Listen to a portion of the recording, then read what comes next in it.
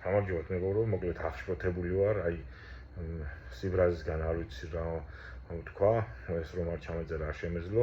მოკლედ თეატროლოგიანმა დღეს დასკვნადო ეგრეთ წოდებული საპარლამენტო კომისიის მიერ შექმნილი, სადაც ბევრ სხვა მოღალატეობრივ საკითხთან დაკავშირებით და შეფასებასთან ერთად თქვა ესეთი რაღაცა, რომ ესე იგიო 2004 წლის 2004 წელს, როდესაც ასლან აბაშიძე იძულებული გახდა საქართველოდან წასულიყო და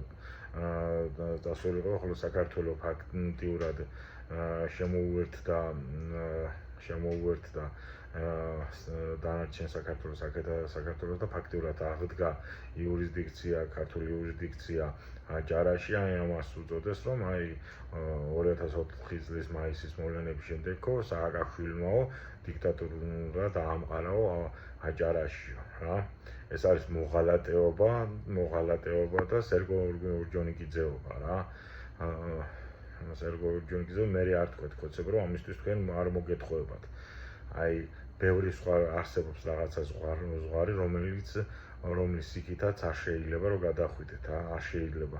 სერგო ორჯონიკიძესაც კი შერცხებოდა და გაუტყდებოდა მსგავსი უსინდისობა. დადგება დრო და თქვენ ამისთვის პასუხს აგებთ და მე არ დაიწყოთ ბლოკუნი, რომ ასე და ისე და აი სააკაშვილის იძულების ან რაღაცა არ იქნება არანაირი დანდობა, დაიმახსოვრეთ.